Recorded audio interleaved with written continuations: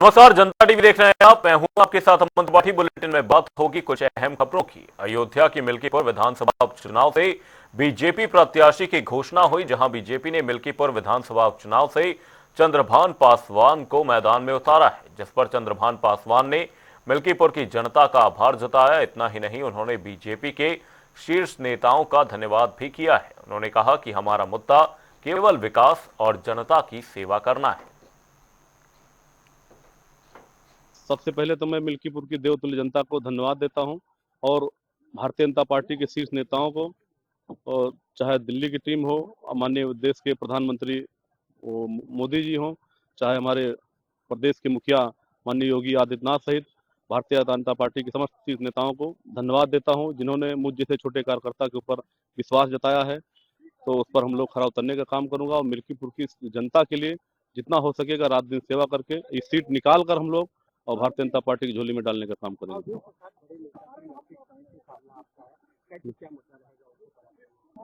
उससे हमें कोई दिक्कत नहीं, मिल्कीपुर की देवतुल्य जनता हमारे साथ है, तो इसलिए कोई मुश्किल नहीं है हमारे लिए। जी जी, प्रभु श्री राम की कृपा है और देवतुल्य जनता हमारे साथ है, इसलिए भारतीय जनता पार्टी की सीट को जीतकर और भारतीय जनता पार्टी की झोली में डालने का काम करेंगे। मुद्दा विकास का रहेगा और जनता की सेवा है। जी जी, हम लोग भी, हमारा परिवार भारतीय जनता पार्टी का सेवा कर रहे हैं हम लोग, और क्षेत्र में देवतुल्य जनता का आशीर्वाद है, तो इसलिए हम लोग भारतीय जनता पार्टी की सीट को जीतकर झोली में डालने का काम करेंगे। धन्यवाद। इसी बीच रुक करेंगे हापुड़ से एक बड़ी खबर की ओर। बड़ी और अहम जानकारी सामने इस वक्त की है। बड़ी खबर आपको बता रहे हैं, हापुड़ से ये बड़ी जानकारी। बिजली विभाग के कर्मचारी का बड़ा कारनामा सामने आया है। पेट्रोल पंप संचालक को बिना हेलमेट रहना भारी पड़ा। इस दौरान बिजली कर्मियों को पेट्रोल देने से मना कर दिया गया। बिजली कर्मचारियों ने इस दौरान पेट्रोल पंप की बिजली काट दी और ये पूरी घटना सीसीटीवी में कैद हो गई। बिजली विभाग के कर्मचारी का बड़ा कारनामा सामने आया। आपको बता दें, पेट्रोल पंप संचालक को इस दौरान ये कारनामा भारी पड़ा। बिना हेलमेट बिजली कर्मियों को पेट्रोल देने से मना कर दिया था।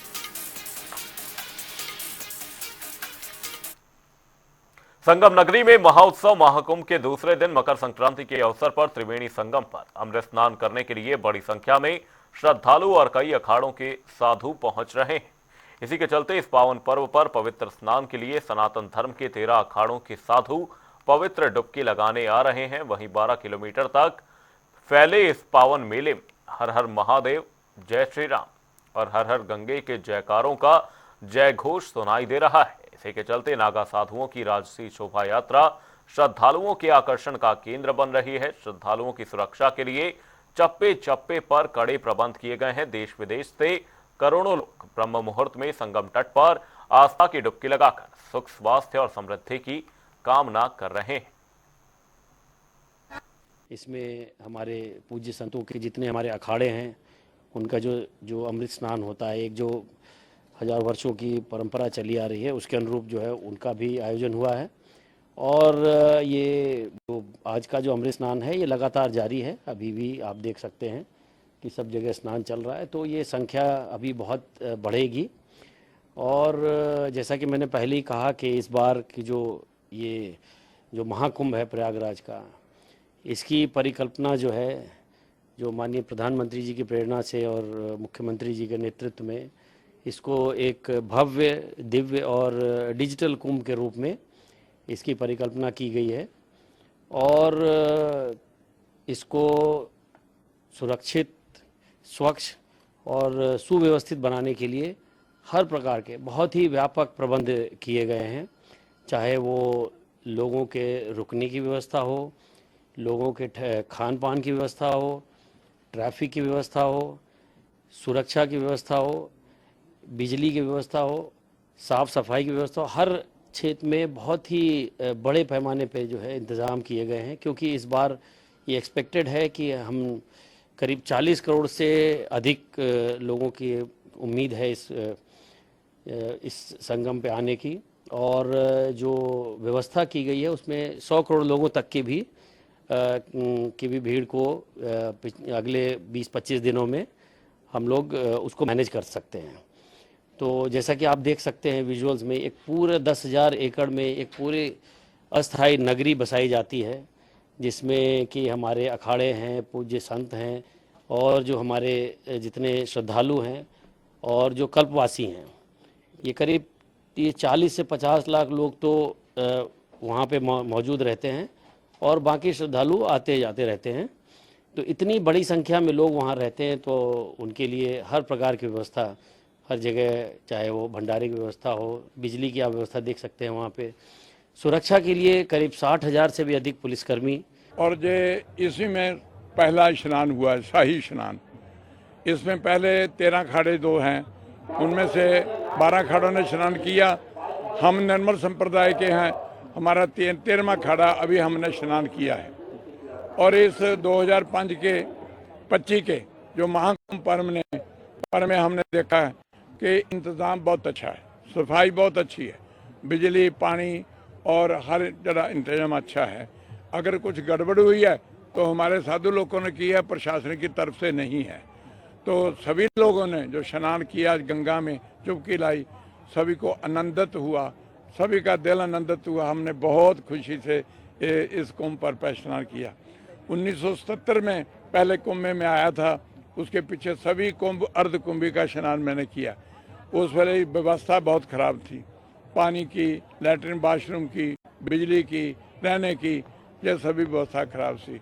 पर इससे पहले अर्ध कुंभी और कुंभी और इस महाकुंभ में सरकार अपने योगी आदित्यनाथ जी के परिश्रम से बहुत अच्छा इंतजाम है। पुलिस किसी को परेशान नहीं करती और पूरे इंतजाम से बात हो रही है। हम जो निर्मल संप्रदाय के साधु लोग हैं, हमारा एक लक्ष्य है, हम सभी को समान समझते हैं, किसी धर्म के खिलाफ नहीं है, और सनातनी ख्याल के होते हुए गंगा मैया को पवित्र मानते हैं। और हम इसमें हर कुंभ में स्नान करते हैं, लंगर लगाते हैं, अपना भजन पाठ पूजा करते हैं। महाकुंभ में स्नान करने आया था, ये सेकंड टाइम का मैंने स्नान किया है, जिसमें मुझे काफ़ी ज़्यादा अनुभव ऐसा महसूस हुआ कि ऐसा मैंने कहीं नहीं देखा था अपने जीवन में। मेरी जो एज है, इस एज में मेरे को ये लाभ मिला है 144 साल में जो स्नान करने का मौका मिला। ये भगवान योगी आदित्यनाथ जी को मेरे दिल से हृदय भावना है कि वो हमेशा हमारी उम्र भी उनको लग जाए, जितना इन्होंने इतना मतलब यहाँ पे सुविधा प्रदान कर रखी है 2015 के मुकाबले। और आगे जाके जैसे मोदी जी हैं, उनके हिसाब से योगी जी का है, और परमात्मा करे हम इतना ही कहेंगे इस उम्र में कि हमारी उम्र भी योगी जी को लग जाए, जिन्होंने इतनी व्यवस्था अच्छी कर रखी है। क्योंकि पहले हमने जो सुना था अपने जीवन में कि यहाँ पे लोग खो जाते थे और व्यवस्था बहुत गंदी होया करती थी, अलग छीना झपटी वगैरह, जो भी मतलब कि इधर का हमने सुनते थे जो, मगर ऐसा हमें ऐसा कुछ अनुभव नहीं हुआ। जो ये महाकुंभ की अभी की जो व्यवस्था है, इससे पहले 2015 की व्यवस्था मैं देख चुका हूँ, उसके मुकाबले इस बार की व्यवस्था है योगी जी की सरकार में, बहुत ही महत्वपूर्ण और बहुत ही अद्भुत है। ऐसी व्यवस्था कभी नहीं हुई महाकुंभ में। जब अखिलेश जी की सरकार थी उस टाइम तो बिल्कुल भी नहीं थी। यहाँ तो लोगों को स्वच्छ के लिए बहुत बहुत दूर जाना पड़ता था, यहाँ तो लोगों को बहुत पास में स्वच्छ मिल रहा है, हर चीज़ बढ़िया मिल रही है। नहाने के लिए बहुत ही बढ़िया, स्नान करने के लिए गंगा घाट बना दिया है, बहुत ही उत्तम सुविधा है, इतनी सुविधा कभी नहीं मिली यहाँ पे।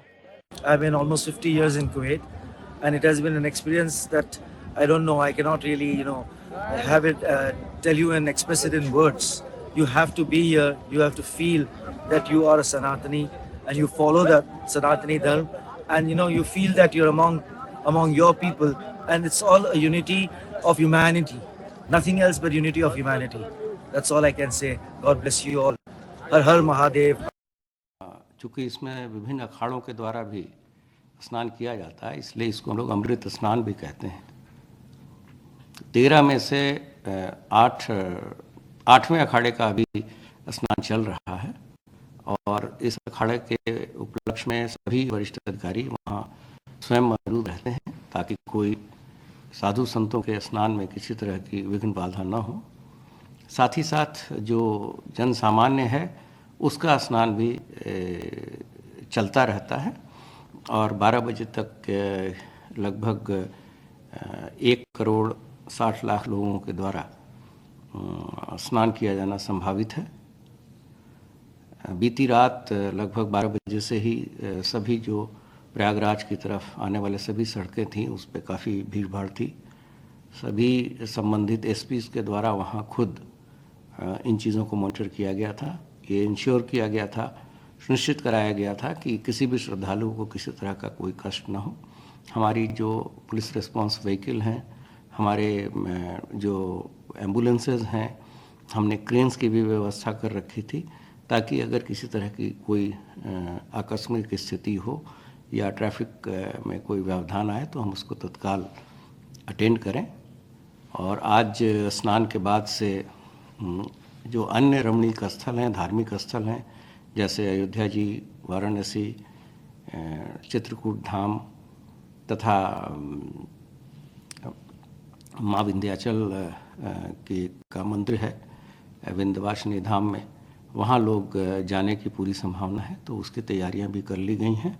हमारे सारी व्यवस्थाएं जो है जिस तरह से हम लोगों ने प्लानिंग की थी उसका वो उस तरह से ही काम कर रही हैं। और क्राउड मैनेजमेंट के लिए हम लोगों ने थर्मल इमेजेस का भी रात्रि में इस्तेमाल किया, जिससे कि हम क्राउड कंट्रोल करने में सफल रहे।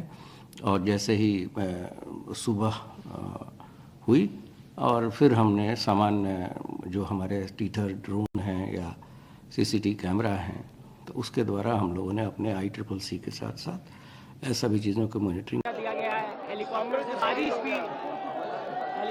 बारिश भी कराया गया है, क्या कहेंगे? मैं बहुत प्रसन्न हूँ क्योंकि पहला शाही स्नान पहला मेरा ही हुआ जी। सभी आचार्यों में सबसे पहला शाही स्नान मेरा हुआ।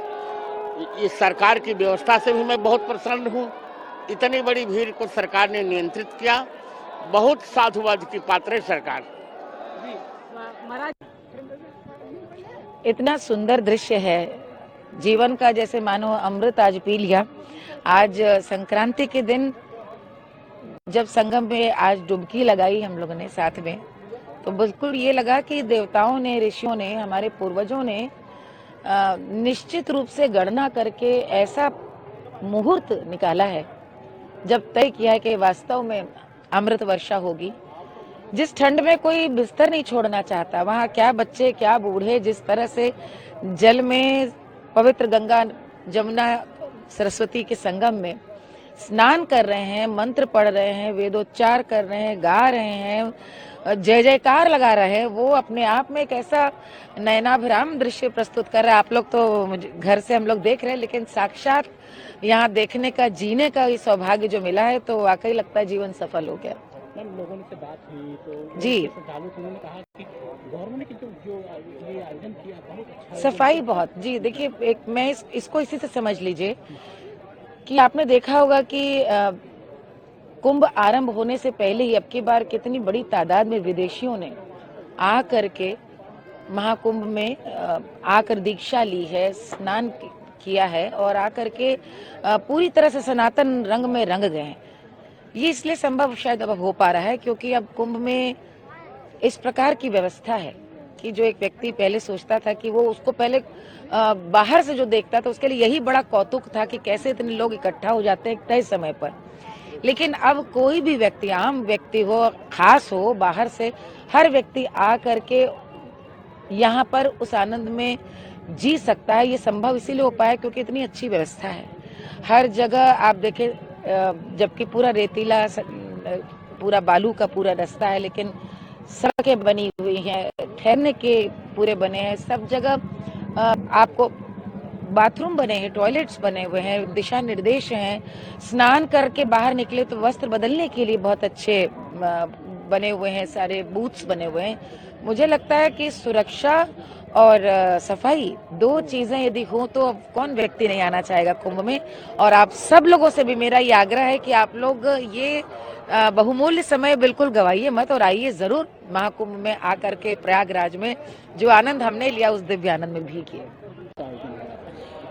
आज जो है पूरे दुनिया और देश के हमारे दर्शकों को मकर संक्रांति पर यहाँ कुंभ क्षेत्र में, यहाँ बहुत ही खूबसूरत मीडिया सेंटर से सबको बधाई।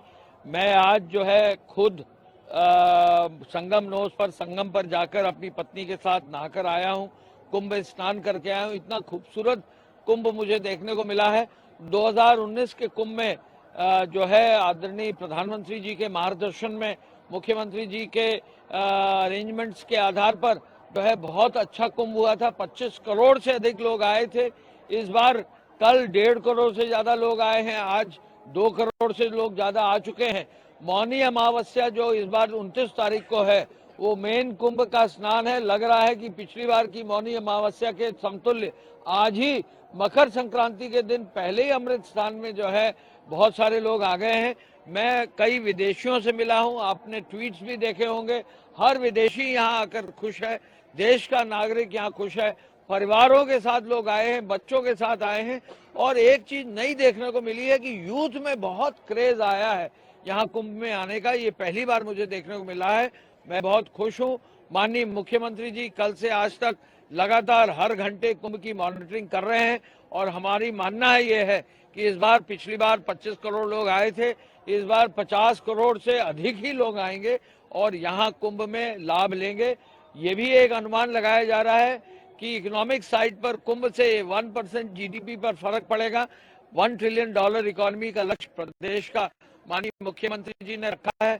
$5 ट्रिलियन इकोनॉमी का लक्ष्य प्रधानमंत्री जी ने जो रखा है वो अचीव तो होगा ही।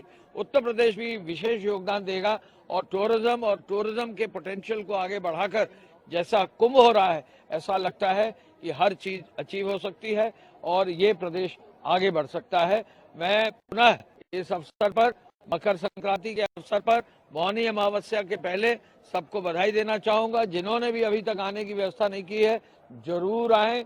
ये जो एक्सपीरियंस है जीवन में आपको कभी देखने को और कभी महसूस करने को नहीं मिलेगा। धन्यवाद।